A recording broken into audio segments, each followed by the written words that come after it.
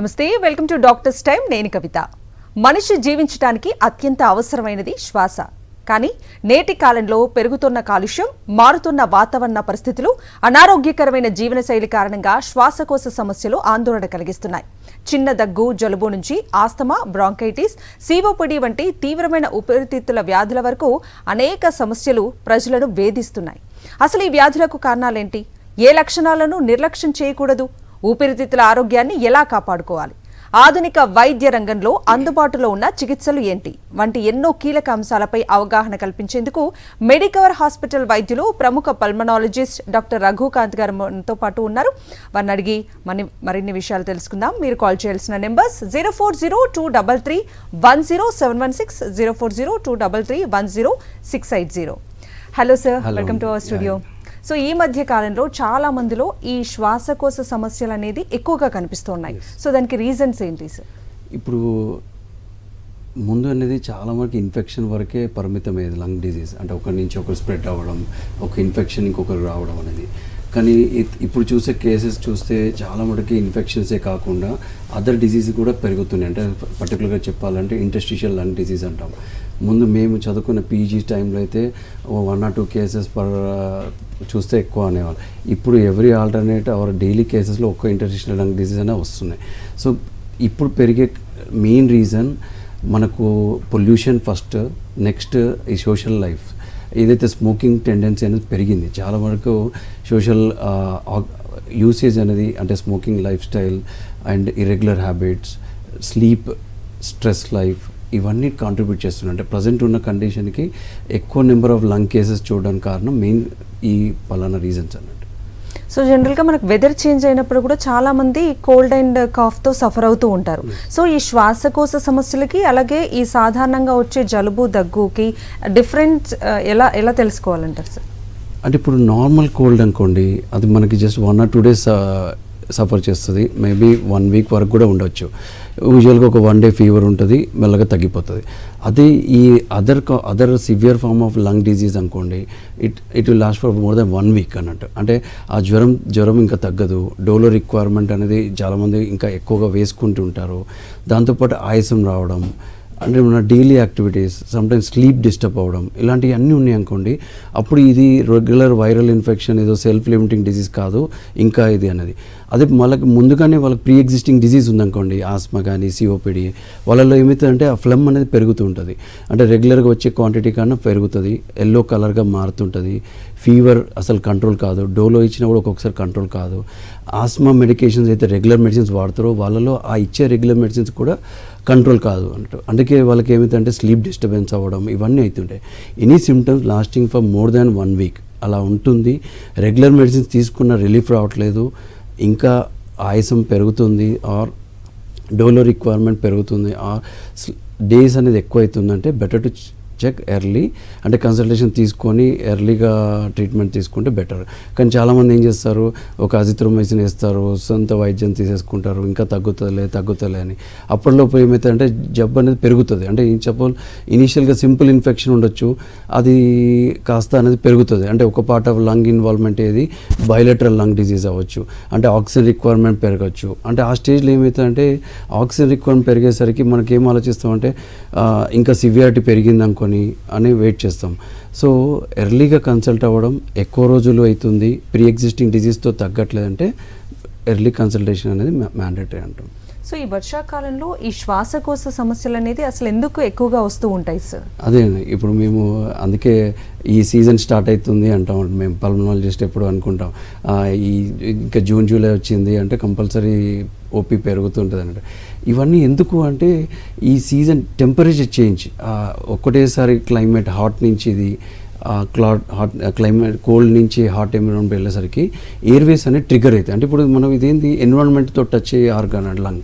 So ఆ change in temperature వల్ల airway irritation అయ్యి ఆ సిమ్టమ్స్ అనేది ఎక్కువ అవుతుంది.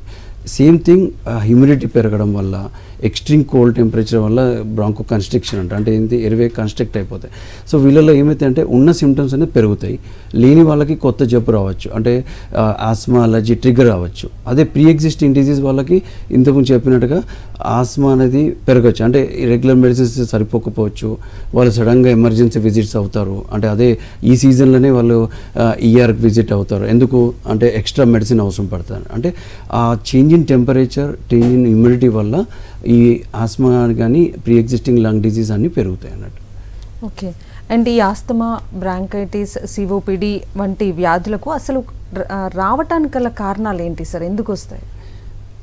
ఇవన్నీ మనం ఏంటంటే ఆస్మా అనేది ఎన్విరాన్మెంట్ ఫ్యాక్టర్స్ బట్టి ఉంటుంది. అంటే జస్ట్ జెనెటికల్ టెండెన్సీ, అంటే ఇప్పుడు ఫాదర్కి ఉంది కంపల్సరీ నెక్స్ట్ జనరేషన్ రావాలని లేదు.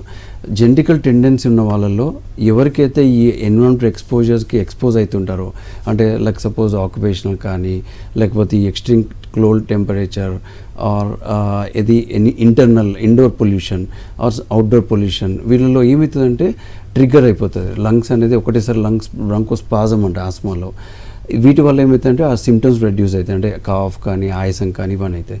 అదే స్మోకింగ్ పేషెంట్స్లో స్మోకింగ్ ఇండ్యూస్డ్ లంగ్ డిజీజ్, అది బ్రాంకైటిస్ కానీ సిఓపిడిలో ఏంటంటే అక్కడ క్లియర్గా ట్రిగ్గరింగ్ ఉంది, ఆ ట్రిగ్గర్ ఎక్స్పోజర్ వల్ల లంగ్స్లో సిమ్టమ్స్ వచ్చేస్తున్నాయి. అది ఇప్పుడు సరే క్రానిక్గా వెళ్ళిందనుకోండి, అప్పుడు ఏమవుతుంది, తరచుగా ఇలా స్మోకింగ్ రిస్క్ ఫ్యాక్టర్స్ ఇవన్నీ వెళ్ళినా కూడా లంగ్ క్యాన్సర్, అంటే ఏ డిజీజ్ ఏది కారణం అనేది చూసుకుంటే దాని తగ్గట్టుగా సిమ్టమ్స్ అనేవి ఉంటాయి. సో ఈ లంగ్ డిజీజ్ అనేది వైడ్ వెరైటీస్. కొన్నిసార్లు ఇవన్నీ నార్మల్ ఉంటాయి, కానీ స్లీప్ లేకపోతే విల్ ల్యాక్ దట్ ఆ స్లీప్ బ్రెత్లెస్నెస్ ఫీల్ అవుతాం అన్నట్టు. ఇంకొకసారి కొందరిలో ఓవర్ వెయిట్ ఉంటారు. వెయిట్ ఉండడం వల్ల వాళ్ళకి ఏమవుతుందంటే చిన్న చిన్న పనులు చేయడం కూడా ఇబ్బంది అవుతుంటాయి, అంటే నిద్ర సరిగా పోకుండా వాళ్ళలో అనేది ఈ స్లీప్ డిజార్డర్స్ పెరుగుతాయి అన్నట్టు, ఎస్పెషల్లీ స్లీప్ యాప్నియా అంటాం. సో బికాస్ ఆఫ్ వెయిట్ వలన, స్మోకింగ్ వలన, ట్రిగరింగ్ ఫ్యాక్టర్స్ వలన, ఇవన్నీ కారణాల వల్ల, కొన్నిసార్లు ఇన్ఫెక్షన్ వల్ల, so different varieties of reasons causing lung problems అన్నట్టు. అంటే ఈ స్మోకింగ్ చేసే వారిలో కూడా సార్ ఈ శ్వాసకోశ ప్రమాదం అనేది ఎంతవరకు ఉంటుంది సార్, ఎంత ప్రభావం చూపుతుంది? అదే కొందరికి ఏంటిదంటే ఇది క్లాసికల్ క్వశ్చన్ అండి, ఎందుకంటే చాలామంది పేషెంట్స్లో కూడా అడుగుతుంటారు, సార్ నా ఫ్రెండ్ వాడు 30 years నుంచి తాగుతున్నారు, వాళ్ళకి ఏం కావట్లేదు, ఏదో చిన్న చిన్న సిమ్టమ్స్ ఉంటాయి, వాడు అయినా బాగా తాగేస్తాడు. కొందరు 5 years స్టార్ట్ చేశాను, నాకు మాత్రం ఇంత ఇబ్బంది అవుతుంది, నేను ఎక్కువగా ఎఫెక్ట్ అవుతున్నాను, ఫ్రీక్వెంట్ చెకప్స్ అవుతున్నాయి. So it's type of smoking, type of genetical lung capacity, pre existing lung disease అనేది ఉంటున్నట్టు. సో కొందరికి ఓన్లీ కాఫే ఉంటుంది, అంటే కాఫ్ స్మోకర్స్ కాఫ్ అంటాం. అది కొందరికి ఎక్స్ట్రీమ్ వెరైటీ అంటే లంగ్ క్యాన్సర్ వరకు వెళ్తాయి, అంటే ఫ్రీక్వెంట్ ఫ్లూయిడ్ జమ అవడం, లంగ్లో గ్రోత్ అంటాం, క్యాన్సర్ లక్షణాలు ఉండడం, బ్లడ్ పడడం, అంటే ఈ ఎక్స్ట్రీమ్ డిజీజ్ అనేది లంగ్ క్యాన్సర్ కింద కన్సిడర్ చేస్తాం. కొందరికి only reactive airway disease COPD అంటాం, కొందరికి బ్రాంకైటిస్ అంటాం. సో ఈ స్మోకింగ్ అనేది డిఫరెంట్, ఓన్లీ స్మోకర్స్ లంగ్ అంటాం. సో కొందరికి మైల్డ్ కేటగిరీ ఉంటుంది, కొందరికి సివియర్ ఫామ్ ఉంటుంది, కొందరికి రెగ్యులర్గా మెడిసిన్ అవసరం పడుతుంది, కొందరికి అప్పుడప్పుడు సివియర్గా ఉన్నప్పుడు తీసుకుంటే చాలు. బట్ ఇవన్నీ ఎందుకు, ఆ ట్రిగరింగ్ ఫ్యాక్టర్ అనేది కంటిన్యూస్ అవుతున్న కొద్దీ ఏ టైప్ ఆఫ్ స్మోకింగ్ తీసుకుంటున్నారు, ఎంతవరకు తీసుకున్నారు, డైలీ ఎంత క్వాంటిటీ, ఎన్ని ఇయర్స్ని తీసుకుంటున్నారు, స్మోకింగ్ డిపెండెన్సీ అంటాం. అంటే కొందరు ఎప్పుడో ఒకసారి ప్లెజర్ కోసం తీసుకుంటారు, ఏదో ఒక ఆల్కహాల్ తీసుకున్న పార్టీ అయినప్పుడు సోషల్ డ్రింక్ అప్పుడే తాగుతారు. కొందరు ఏంటిది డైలీ, అంటే మార్నింగ్ స్మోక్ చేస్తే కానీ నాకు ఎస్పెషల్లీ యూజువల్ పేషెంట్స్ చెప్పేది ఏంటంటే, సార్ నేను మార్నింగ్ లేవాలిగానే నాకు ఒక స్మోకింగ్ తీసుకుంటే నేను యాక్టివ్ అయిపోతాను, ఒక స్మోక్ చేస్తే చాలు, మిగతా అంతా నేను బాగుంటాను. కొందరు ఏమైంది స్ట్రెస్ లైఫ్, అంటే ఆ ఇన్ బిట్వీన్ బ్రేక్స్ ఉంటాయి చూడండి, లైక్ వెరీ వర్క్ స్ట్రెస్ లైఫ్లో ఉంటారు, ఆ బ్రేక్ వచ్చేది ఆ టైంలో తీసుకుంటే నేను రిలీఫ్ ఉంటుంది, మళ్ళీ నా రెగ్యులర్ యాక్టివిటీ చేయాలి. సో ఎంత స్మోక్ తీసుకుంటున్నారు, వాళ్ళ జెనెటికల్ టెండెన్సీ ఎంత ఉంది, ఎంత quantity of smoking, type of smoking. అందరూ ఏమనుకుంటారు, నేను టొబాకో చూ చేసుకుంటున్నాను, నేనేం స్మోక్ చేయట్లే కదా అని. కొందరు ఏంటిది వేపింగ్, అంటే ఈ సిగరెట్స్ తాగుతున్నాను, అది స్మోక్ కాదు కదా అని. ఏ ఫార్మ్ ఆఫ్ అయినా సిగరెట్ ఈజ్ హార్మ్ఫుల్. అందుకే ఈ సిగరెట్స్ కూడా అందుకే బ్యాన్ చేస్తాం. అందుకే అందరికీ కూడా చెప్పేది ఒకటే, ఈవెన్ పేషెంట్స్ కూడా చెప్తుంటాను, మనం ఒక మనిషిని చంపాలి అంటే కంపల్సరీ కత్తే అవసరం లేదు, చిన్న కర్ర కూడా చాలు. అది ఎట్లా కొడుతున్నాం, ఎక్కడ కొడుతున్నాం అనేది ఎలా ఇంపాక్ట్ ఉంటుందో సేమ్ కత్తి ఉంటేనే కంపల్సరీ కాదు. అంటే ఏ ఫామ్ ఆఫ్ స్మోకింగ్ తీసుకుంటున్నది ఇంపార్టెంట్ కాదు, ఎంత స్మోక్ చేస్తున్నాం, ఎంత ఎఫెక్ట్ అవుతున్నాయి అనేది కూడా ఇంపార్టెంట్ అంట. సో గతంలో ఈ శ్వాసకోశ సమస్యలు అనేది పెద్దవాళ్ళలోనే చూసేవాళ్ళం సార్, బట్ నవేడేస్ ఏంటంటే ఇది యువతలో కూడా ఎక్కువగా కనిపిస్తోంది. సో దానికి రీజన్స్ ఏంటి అనుకోవచ్చు? మెయిన్గా ఇప్పుడున్న social habits, especially the club, pub, ఇవన్నీ యూసేజ్, ఎక్కువగా ఆల్కహాల్తో పాటు smoking and different from hookah, ఈ వేపింగ్, అన్ని రకాల. అంటే ఈ సోషల్ లైఫ్కి ఏమవుతుందంటే అందరిలో ఈగర్నెస్ పెరుగుతుంది. సోషల్ మీడియా కానివ్వండి, వాట్ ఎవర్ మూవీస్ కానీ, ఎవ్రీ వన్ ఈజ్ ఇంపాక్టింగ్. అంటే ఇప్పుడు చాలా వరకు ఏమైందంటే ముందు ఏ ఇన్సిడెంట్ అయినా కూడా మనకు పెద్దగా తెలియకపోయేది, ఎక్కువగా సోషల్ మీడియా కానీ అవేర్నెస్ సోషల్ మీడియా వల్ల ఇప్పుడు ఏమవుతుందంటే చిన్న ఎఫెక్ట్ కూడా అందరికీ తెలుస్తుంది. అలా ఏది సినిమాస్ కానీ ఆ స్మోకింగ్ అనేది ఇంపాక్ట్ అవుతుంది. అంటే ఆ సోషల్ లైఫ్ కానీ ఆ స్ట్రెస్ఫుల్ లైఫ్లో ఏమవుతుందంటే దే వాంట్ నీడ్ రిలాక్సేషన్. ఆ రిలాక్సేషనే ఇప్పుడు సోషల్ లైఫ్లో ఏమవుతుందంటే దే వాంట్ సంథింగ్ ప్లెజర్. ఆ ప్లెజర్కి కావాల్సిన మోస్ట్ కామన్ ఏంటంటే స్మోకింగ్. అది డిఫరెంట్ ఫార్మ్ ఆఫ్ స్మోకింగ్స్ వల్ల కాబట్టి సో యూసేజ్ అనేది పెరుగుతుంది. ముందు ఏంటిది స్మోకింగ్ అంటే ఓన్లీ మగవాళ్ళే తాగేవాళ్ళు, కానీ ఇప్పుడు అట్లేం లేదు, మగవాళ్ళు ఆడవాళ్ళు ఈక్వల్గా తాగుతున్నారు. ఇన్ఫ్యాక్ట్ ఫిమేల్స్లో కూడా స్మోకింగ్స్ పెరుగుతుంది. ది అదర్ ఫామ్ ఏంటిదంటే నేను స్మోకింగ్ చేయట్లేదు, నేను సేఫ్ అనుకుంటున్నాను, కానీ wrong. Smoking passive smoking entity ఉంటుంది. ఆ ప్యాసివ్ స్మోకింగ్ ఎంటిటీ ఏంటి అంటే పక్కన వాళ్ళు, అంటే క్రానిక్ స్మోకింగ్ చేస్తున్న వాళ్ళు పక్కన ఉన్న స్మోకింగ్ వచ్చే సైడ్ స్ట్రీమ్ అంటాం. అది ఎప్పుడైతే స్మోక్ చేస్తున్న వాళ్ళ పక్కన ఉంటామో ఆ సైడ్ స్ట్రీమ్ స్మోక్ కూడా ఎక్స్పోజ్ అయిన కొద్దీ మిగతా పక్కన వాళ్ళు కూడా ఎఫెక్ట్ అవుతుంది. Passive smoking are environmental smoking అంటాం. సో వాళ్ళల్లో కూడా ఇది ఎఫెక్ట్ అవుతుంది. సో ఏమనుకుంటే స్మోకింగ్ చేస్తేనే కాదు, స్మోకింగ్ బై స్టాండర్ వాళ్ళకు కూడా ఎఫెక్ట్ అవుతుంది. అంటే ఫ్యామిలీలో ఒకరు క్రానిక్ యాక్టివ్ స్మోకర్ ఉన్నారంటే ద సేమ్ ఎఫెక్ట్ ఆ ఫ్యామిలీ మెంబర్స్ కూడా ఉంటుంది. సో అందుకే నాన్ స్మోకర్స్లో కూడా ఈ డిజీజ్, స్మోకింగ్ డిజీజ్ ఎదుగుతుంది. So smoking habits, social life, pub, ఇవన్నీ ఏంటంటే యూత్కి బాగా ఇన్ఫ్లుయెన్స్ అయిపోతున్నారు. అంటే ఓకే మనం కూడా ట్రై చేద్దాం, ఇదేమి ఇప్పుడేం పెద్దగా ఎఫెక్ట్ కాదు, ఈ సిగరెట్సే కదా అనేది బాగా ఈ కల్చర్ పెరిగింది కాబట్టి వాళ్ళలో ఈ మధ్య స్మోకింగ్ టెండెన్సీ పెరిగింది కాబట్టి స్మోకింగ్ రిలేటెడ్ లంగ్ డిసీజ్ కూడా పెరుగుతున్నాయి అన్నట్టు. అందుకే ముందు యాక్చువల్ స్మోకింగ్ అనేది కార్డియాక్ స్టంటింగ్ అనేది యూజువల్లీ 40+ తర్వాత చూసేవాళ్ళం. ఇప్పుడు స్టంటింగ్ అనేది 20 years ఏజ్లో కూడా చూస్తున్నాం ఇప్పుడు. సో చాలా మందిలో సార్ లంగ్స్లో వాటర్ వచ్చాయి అని చెప్తూ ఉంటారు. వాళ్ళకి ఆల్ ఆఫ్ సడన్ అంటే ఏ సిమ్టమ్స్ లేకుండా సడన్గా సిక్ అయిపోయి హాస్పిటలైజ్డ్ అయిపోతారు. ఆ తర్వాత టెస్ట్ల ద్వారా తెలుస్తుంది. అసలు సిమ్టమ్స్ తెలియకుండా ఇలా ఆల్ ఆఫ్ సడన్గా రావటానికి గల కారణాలు ఏంటి అనుకోవచ్చు సార్? ఎందుకు ముందు ఐడెంటిఫై చేయలేము ఇది? అంటే ముందుగా మనం గమనించాల్సింది ఈ లంగ్స్ ఇన్ ఫ్లూయిడ్ అనేది మీకు అర్థం కావడానికి, అంటే ఇన్ జనరల్ కామన్ పీపుల్కి అర్థం కావడానికి, ఎస్పెషల్లీ పేషెంట్ ఫ్యామిలీ ఆర్ రిలేటివ్స్కి అర్థం కావడానికి ఆ వర్డ్ చూస్ చేస్తాం. లంగ్స్ ఇన్ ద ఫ్లూయిడ్ అంటే whether the within the lungs or lungs and chest wall మధ్యలో, అంటే దాన్ని ప్లూరల్ ఎఫ్యూజన్ అంటాం. అదే విత్ ఇన్ ద లంగ్స్ అంటే పల్మనరీ ఎడిమా అంటాం. ఇట్లా అక్యూట్ కేసులో వచ్చేసింది అంటే మనకి సడన్గా ఆన్సెట్ ఆఫ్గా వచ్చిందంటే usually with in the lungs అంట. అంటే అది హార్ట్ వల్ల కావచ్చు, అదర్ సిస్టమ్స్ వల్ల కావచ్చు. అంటే renal problem, especially CKD patients ఉంటారు, వాళ్ళల్లో సడన్గా లంగ్స్ ఫ్లూయిడ్ డెవలప్ అవుతుంది. సో బ్రెత్లెస్నెస్ వస్తుంది. అదే సేమ్ హార్ట్ ఫంక్షనింగ్ అనేది కూడా ఎఫెక్ట్ అయితే వెంటనే లంగ్స్లో ఫ్లూయిడ్ వస్తుంది. అందుకే ఈ heart and lungs are brothers అంటాం. నేను ఎవరికైనా చెప్పినప్పుడు అంటే లంగ్స్ ఉండి ఇష్యూస్ ఉన్నా కూడా హార్ట్ మీద ఎఫెక్ట్ అవుతుంది, హార్ట్ మీద ఎఫెక్ట్ ఉన్న లంగ్స్ మీద ఎఫెక్ట్ అవుతుంది. సో అక్యూట్ రిటెన్షన్ వల్ల వచ్చే లంగ్స్ని సివియర్ ఫామ్ అంటాం. అంటే వాళ్ళు ఏమవుతుందంటే 2 అడుగులు వేయడానికి కూడా ఇబ్బంది పడతారు, వాళ్ళు కూర్చున్న కాడనే ఆయాసపడుతుంటారు, వాళ్ళ రెస్టింగ్ ఆక్సిజన్ లెవెల్ అనేది ఎప్పుడు 80-85 అట్లా చూపిస్తుంది. అప్పుడు ఏమవుతుందంటే సివియర్ బ్రెత్లెస్ అవుతారు. అందుకే ఇమ్మీడియట్గా హాస్పిటలైజ్ అంటాం. వాళ్ళకు ఆ లంగ్స్ ఫ్లూయిడ్ పోవడానికి సరైన రీజన్స్ ఏంటిది, whether is a lung problem, heart or kidney or any liver problem అని చూసుకొని దాని తగ్గట్టుగా medicine, sometimes oxygen and BiPAP ఇవన్నీ ఇస్తుంటాం అన్నట్టు. అది seriousness of form. The other form ఏంటి అని చెప్పాను, ఇంతకుముందు చెప్పినా కదా, lung is within the closed cavity అన్నట్టు, అంటే చెస్ట్ వాల్ అన్నట్టు. ఆ లంగ్ అండ్ చెస్ట్ వాల్ మధ్యలో మామూలుగా థిన్ లేయర్ ఆఫ్ ఫ్లూయిడ్ ఉంటుంది. అది ఫ్లూయిడ్ పెరిగింది అనుకోండి, అప్పుడు కూడా ఇలా ఐస్ పడుతుంది. అక్కడ ఏంటిది, లంగ్ అనేది కొలాప్స్ అవ్వట్లేదు. Lung is like A balloon. అంటే లంగ్ మనం ఎట్లా ఇన్ఫ్లేట్ చేస్తే గాలి పీల్చుకుంటే లంగ్ ఇంక్రీజ్ అవుతాయి, ఇలా గాలి వదిలేస్తే తగ్గిపోతాయి. అక్కడ ఏమైతే ఫ్లూయిడ్ ఉండడం వల్ల, మెకానికల్ ప్రాబ్లం వల్ల లంగ్ అనేది ఎక్స్పాండ్ అవ్వట్లే. వాటర్లో ఏంటిది ఈ ఐస్ పడతారు. కానీ అలా వాటర్లో చాలాసార్లు మనకు ఒక టైం ఇస్తుంది. అంటే ఉదాహరణకు దగ్గు, ఆయాసం, జ్వరం మెల్లగా స్టార్ట్ అవుతాయి, మెల్లగా ఫ్లూయిడ్ క్వాంటిటీ పెరుగుతుంటుంది. అలా వాళ్ళకి టైం ఇస్తుంటుంది. కాబట్టి మనకి ఇమ్మీడియట్గా కాదు, ఒక్కొక్కసారి ఓపీ బేసిస్లో ట్రీట్మెంట్ చేస్తాం, కారణాలు ఏంటి చూస్తాం, నీరు తీసి టెస్ట్కి పంపిస్తాం. కొందరికి ఎక్కువగా ఆ స్టేజ్ దాటుతారు, ఆ స్టేజ్ దాటి ఇంకా ఫ్లూయిడ్ పెరిగినాక ఇమ్మీడియట్గా వస్తారు. సో అప్పుడు వాళ్ళకి కంపల్సరీ అడ్మిషన్ అంటాం, ఫ్లూయిడ్ డ్రైన్ చేయడానికి చిన్న పైప్ పెట్టేస్తాం, ఆ ఫ్లూయిడ్ టెస్ట్ పంపిస్తాం, ఎందుకు వచ్చింది కారణం చూసి దాన్ని బట్టి మనం ఫర్దర్ ట్రీట్మెంట్ చేస్తాం. సో డిఫరెంట్ ఎంటిటీస్ ఎందుకు వచ్చింది, ఏ కారణం వచ్చిందో చూసుకుంటే దాన్ని మనం అరకట్టించు. ఎవరిలో ఇలా అవుతుందంటే ఎక్కువ శాతం lungs fluid with fever, pre existing heart disease ఉండి, ప్రీ ఎగ్జిస్టింగ్ లివర్ డిజీజ్ ఉండి, కిడ్నీ పేషెంట్స్లో ఉన్న వాళ్ళు ఇలా ఛాన్సెస్ ఎక్కువ ఉంటాయి.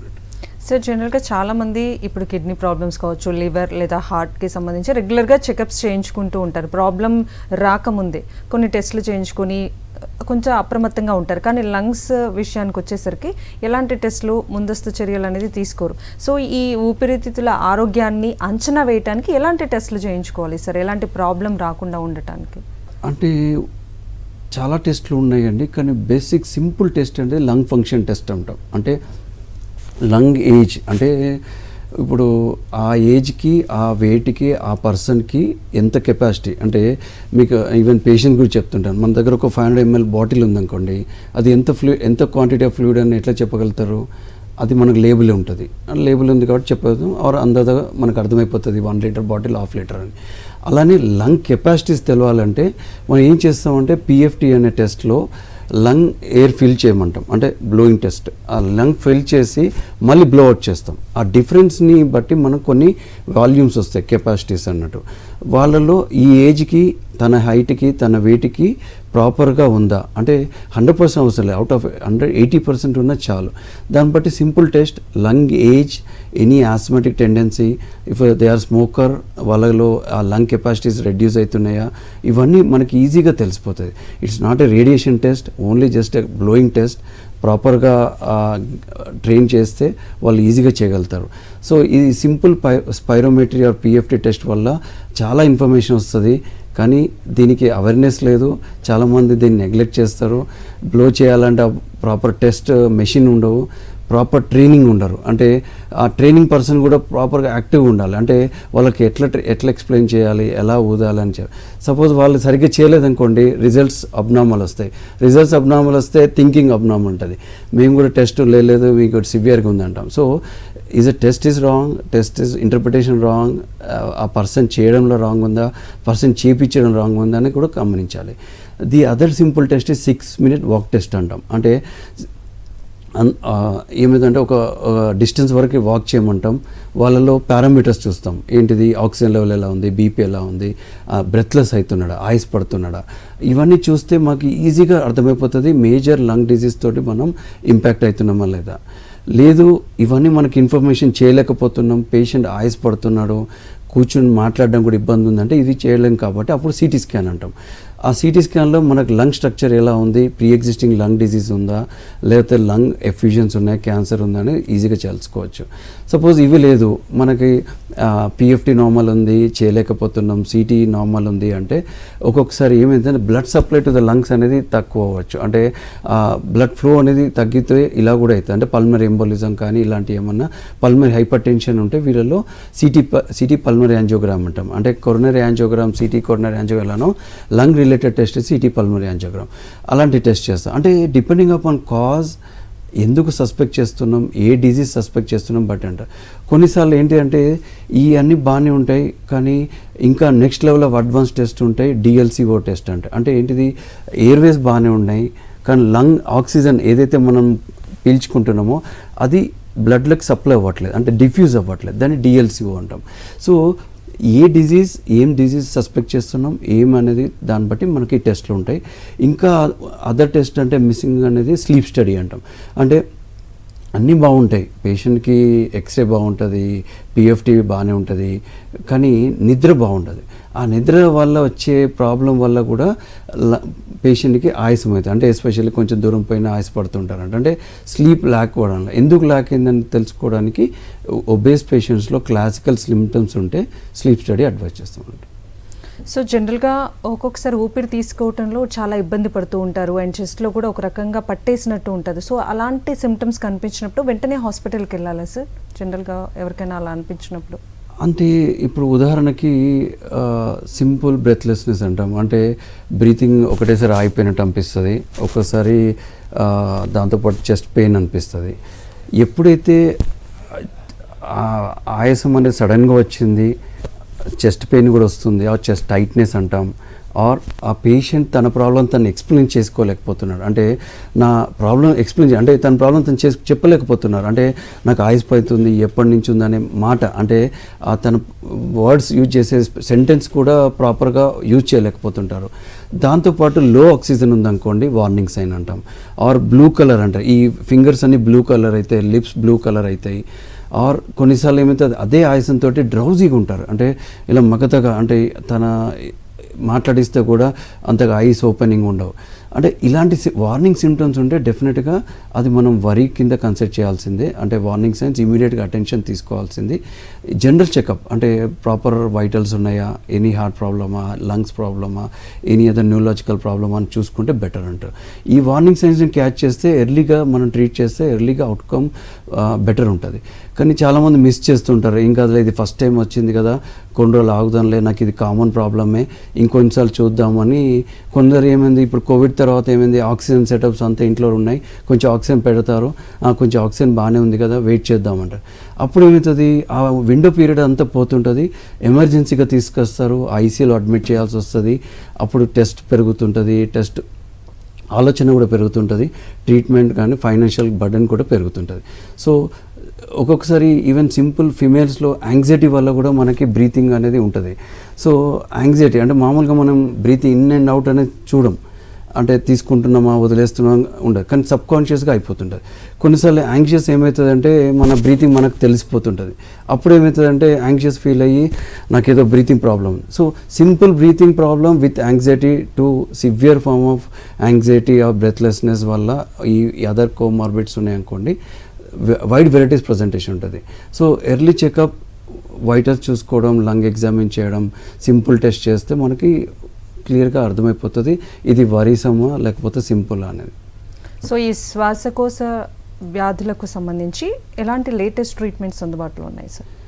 గుడ్ అండి, ఎందుకంటే ఇప్పుడు వచ్చే లేటెస్ట్ టెక్నాలజీ ఇంటర్వెన్షన్ పల్మనాలజీ, అందుకే ఇంటర్వెన్షన్ పల్మనాలజీ, ముందు అంతా టీబీసీడీ, చెస్ట్ పల్మనాలజీ, ఎండి చెస్ట్ అనేవాళ్ళు, ఇప్పుడు ఇంటర్వెన్షన్ పల్మనాలజీ అందుకే అంటున్నారు.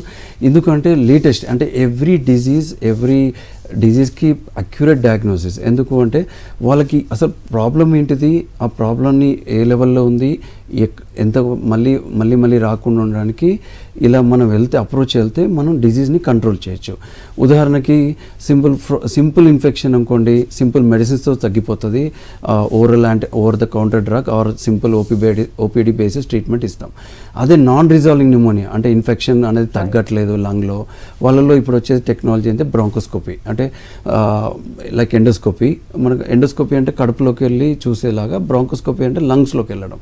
ఆ లంగ్స్లోకి వెళ్ళి ఏ భాగంలో అయితే లంగ్లో ఇన్ఫెక్ట్ అయిందో అక్కడి నుంచి శాంపుల్ తీసుకుంటాం.